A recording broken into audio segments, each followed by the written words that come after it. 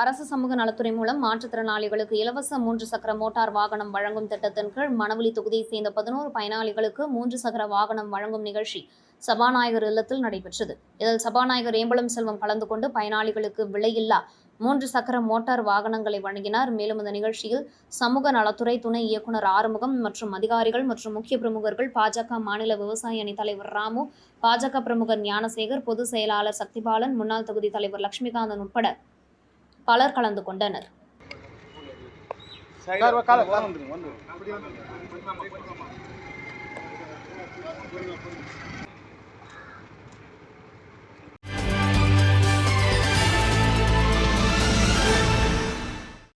தலைநகர் டெல்லியில் நடைபெறும் பயிற்சி முகாமில் புதுவை மாநிலத்தைச் சேர்ந்த சட்டமன்ற உறுப்பினர்கள் நேரு என்கின்ற குப்புசாமி, வைத்தியநாதன், சிவசங்கர் கலந்து கொண்டு புதுச்சேரி மாநிலத்திற்கு வேண்டிய நலத்திட்டங்களை பற்றியும் மேற்கொள்ளப்பட வேண்டிய திட்டங்கள் குறித்தும் பயிற்சி முகாமில் தெரிவித்துக் கொண்டனர்.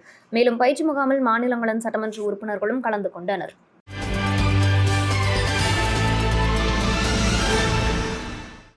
தேங்காய்திட்டு தமிழ்கனல் கே. ராமகிருஷ்ணன் அரசு உயர்நிலைப்பள்ளி மாணவர்களுக்கு விலையில்லா சைக்கிள் மற்றும் நாட்குறிப்பேடு வழங்கும் நிகழ்ச்சி நடைபெற்றது. பள்ளியின் தலைமை ஆசிரியர் குணசேகரன் தலைமையில் நடைபெற்ற நிகழ்ச்சியில் தொடக்கப்பள்ளி தலைமை ஆசிரியை ஜெனல் ஆரோக்கியமேரி முன்னிலை வகித்தார். சிறப்பு அழைப்பாளராக சட்டமன்ற உறுப்பினர் பாஸ்கர் என்கின்ற தட்சிணாமூர்த்தி கலந்து கொண்டு மாணவர்களுக்கு விலையில்லா சைக்கிள்களை வழங்கி நாட்குறிப்பேடுகளை வழங்கினார். மேலும் அந்த நிகழ்ச்சியில் அப்பகுதி முக்கிய பிரமுகர்கள், பள்ளியின் ஆசிரியர் மற்றும் ஆசிரியைகள், மாணவர்களின் பெற்றோர்கள், பள்ளியின் ஊழியர்கள் பலர் கலந்து கொண்டனர்.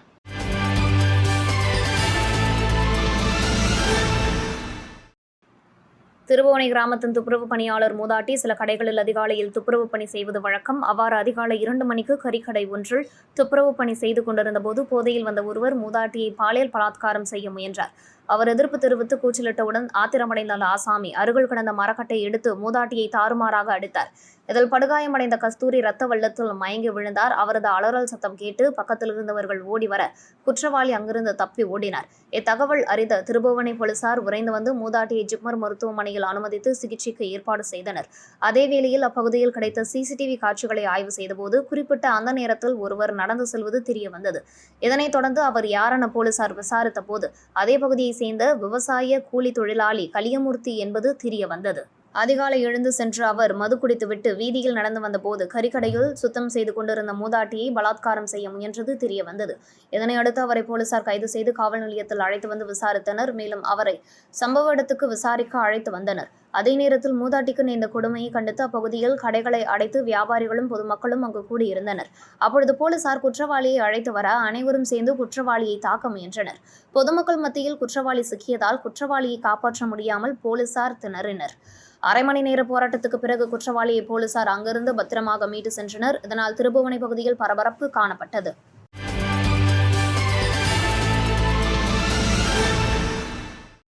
வேளாங்கண்ணி மாதா ஆலயத்தில் கொடியேற்று நிகழ்ச்சி நடைபெற உள்ளது. இதில் கலந்து கொள்ள சென்னை மற்றும் புதுச்சேரியிலிருந்து பக்தர்கள் பாத யாத்திரையாக இரவு பகல் பாராமல் செல்வார்கள். அந்த வகையில் பாத யாத்திரை செல்லும் பக்தர்களுக்கு பாரதிதாசன் மகளிர் கல்லூரி எதிரே புத்தகிதாஸ் தலைமையில் பக்தர்களுக்கு ஆண்டுதோறும் தொடர்ந்து அன்னதானம் வழங்கப்பட்டு வருகிறது. அந்த வகையில் இவ்வாண்டு அன்னதானம் தொடங்கப்பட்டது. இதில் சிறப்பு விருந்தினராக ராஜ்பவன் தொகுதி காங்கிரஸ் கட்சி பொறுப்பாளரும் வழக்கறிஞர் மருதுபாண்டியன் கலந்து கொண்டு பக்தர்களுக்கு அன்னதானம் வழங்கினார். மேலும் நிகழ்ச்சி ஏற்பாட்டாளரிடம் அன்னதான திட்டத்திற்கு நன்கொடையும் வழங்கினார். இதில் காங்கிரஸ் கட்சி நிர்வாகிகள் பலர் கலந்து கொண்டனர்.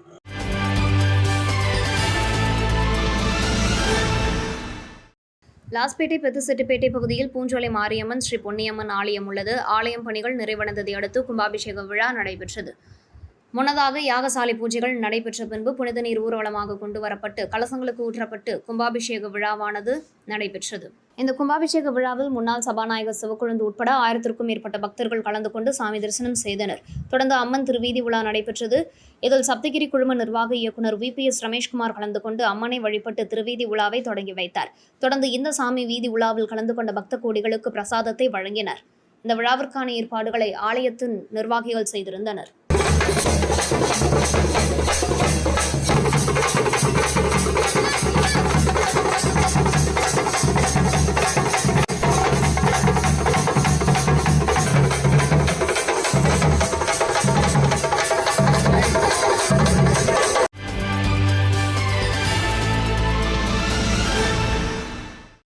கல்வி பங்களாவில் அமைந்துள்ள ஸ்ரீ துலுக்கானத்தம்மன் உடனுரை ஸ்ரீ கம்பீஸ்வரர் ஆலயத்தில் ஒவ்வொரு ஆண்டும் ஆவணி மாத பௌர்ணமியை முன்னிட்டு சிறப்பு பூஜைகள் நடைபெறுவது வழக்கம். அந்த வகையில் ஆவணி மாத பௌர்ணமியை முன்னிட்டு சிறப்பு பூஜைகள் நடைபெற்றது.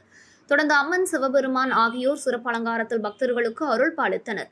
தொடர்ந்து சுவாமிக்கு மகாதீபாராதனை காட்டப்பட்டது. இதில் பக்தர்கள் கலந்து கொண்டு சுவாமியை வழிபட்டனர். இந்த விழாவிற்கான ஏற்பாடுகளை ராஜேஷ் உள்ளிட்ட நிர்வாகிகள் செய்திருந்தனர்.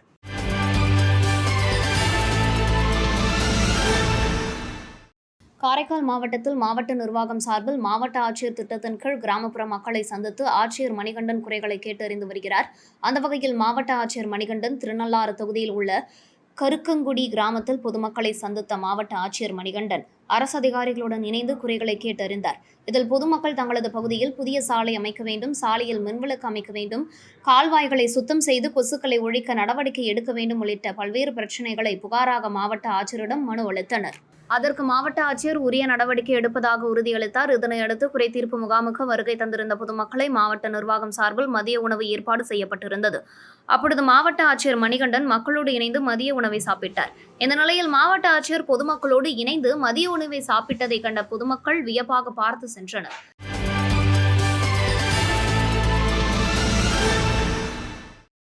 வில்லியனூர் புனித லூர்து அன்னை அரசு உதவி பெறும் ஆண்கள் உயர்நிலைப் பள்ளியில் மழைக்கூற்று மற்றும் மிதிவண்டி வழங்கும் விழா நடைபெற்றது.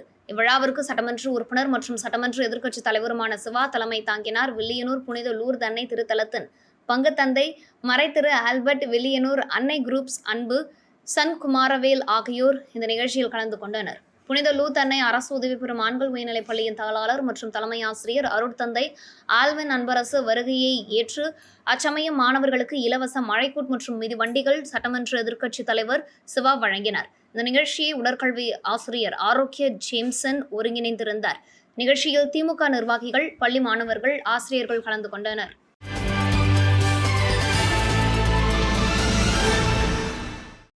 பாண்டிச்சேரி பிரீமியர் லீக் போட்டிகள் இறுதிக்கட்டத்தை எட்டியுள்ளது. இதில் வில்லியனூர் மோஹத் கிங்ஸ், மாஹே மெக்கலோ ஸ்ட்ரைக்கர்ஸ் அணி இறுதிப் போட்டியில் மோதுகிறது. முன்னதாக குவாலிஃபயர் நடைபெற்ற குவாலிஃபயர் 2 போட்டியில் ஒயிட்டவுன் டிராப்தாட்சன்ஸ் அணி மற்றும் வில்லியனூர் மோஹத் கிங்ஸ் அணி ஆடின. முதலில் ஆடிய வில்லியனூர் மோஹத் கிங்ஸ் அணி 20 ஓவர்களில் 7 விக்கெட் இழந்து 216 ரன்கள் எடுத்தது. 217 என்ற இமாலய இலக்குடன் களமிறங்கிய ஒயிட்டவுன் டிராப்தாட்சன்ஸ் அணி 20 ஓவர்களில் 7 விக்கெட் இழந்து 174 ரன்கள் மட்டுமே எடுத்தது. வில்லியனூர் மோஹத் கிங்ஸ் அணி 42 ரன்களில் வெற்றி பெற்று இறுதிப் போட்டிக்குள் நுழைந்தது. வில்லியனூர் மோஹத் கிங்ஸ் அணியின் ஆகாஷ் புகழேந்தி ஆட்டநாயகன் விருது பெற்றார். இந்த நிலையில் இறுதிப் போட்டியில் வில்லியனூர் மோஹத் கிங்ஸ், மாஹே மெக்கலோ ஸ்ட்ரைக்கர்ஸ் அணிகள் மோதுகின்றன. போட்டியினை பொதுமக்கள் வந்து கண்டு மகிழ வேண்டும் என்று CAP நிர்வாகம் வேண்டுகோள் விடுத்துள்ளது.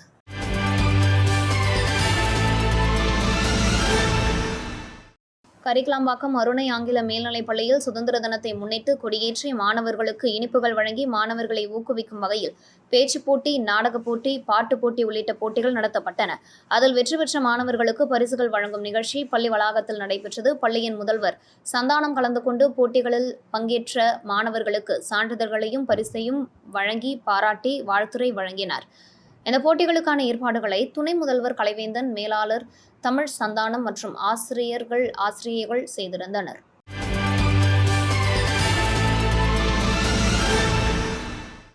ஸ்ரீ நவசக்தி விநாயகர், ஸ்ரீ நாகசக்தி மாரியம்மன் ஆலயம் அமைந்துள்ளது. இவ்வாலயத்தின் திருப்பணிகள் முடிவடைந்த நிலையில் கணபதி ஹோமம் தொடங்கியது. தொடர்ந்து யாகசாலை பூஜைகள் நடைபெற்ற நிலையில் 4ஆம் கால யாகசாலை பூஜை, அதனைத் தொடர்ந்து பூரணஹஸ்தி மற்றும் கடம் புறப்பாடு நடைபெற்று ஊர்வலமாக வந்த கலசங்களுக்கு புனித நீர் ஊற்றப்பட்டு கும்பாபிஷேக விழாவானது நடைபெற்றது. இதில் திரளான பக்தர்கள் கலந்து கொண்டு சாமி தரிசனம் செய்தனர்.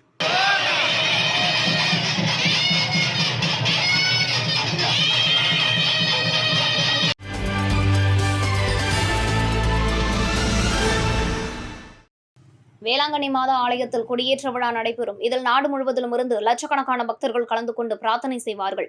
இதில் புதுச்சேரியை கடந்து செல்லும் பக்தர்களுக்கு ஆண்டுதோறும் ஜெரோம் கவிதா குடும்பத்தினர் அன்னதானம் வழங்கி வருகின்றனர். அதன் ஒரு பகுதியாக 16வது ஆண்டாக ஜெரோம் கவிதா குடும்பத்தினர் தூய இருதய ஆண்டவர் ஆலயம் வாயில் முன்பு ஆயிரக்கணக்கான பக்தர்களுக்கு அன்னதானம் வழங்கினர்.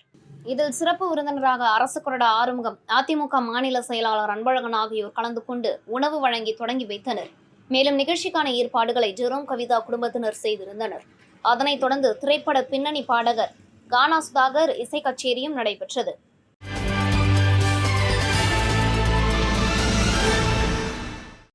திண்டிவனம் வட்டம் தீவனூர் ஸ்ரீ சுயம்பு பொய்யாமொழி விநாயகர் கோவிலில் ஆவணி மாத மகா சங்கடகர சதுர்த்தியை முன்னிட்டு பால், தயிர், சந்தனம், பஞ்சாமிர்தம், திராட்சை உள்ளிட்ட பொருட்களை கொண்டு சிறப்பு அபிஷேகம் நடைபெற்றது. தொடர்ந்து யாகசாலை வேள்வியும் பூஜிக்கப்பட்ட கலசங்கள் உட்பிரகாரம் வலம் வந்து 108 சங்காபிஷேகம், கலச நீரால் மூலவருக்கு அபிஷேகம் செய்யப்பட்டது. தொடர்ந்து மலர்களால் அலங்கரிக்கப்பட்ட உற்சவர் கோவில் உட்பிரகாரம் வலம் வரும் நிகழ்ச்சியை தொடர்ந்து ஊஞ்சல் உற்சவம் நடைபெற்றது. நிகழ்ச்சிக்கான ஏற்பாட்டினை பரம்பரை அரங்காவலர் மணிகண்டன் செய்திருந்தார். இதில் பக்தர்கள் கலந்து கொண்டு சாமி தரிசனம் செய்தனர். பஞ்சாம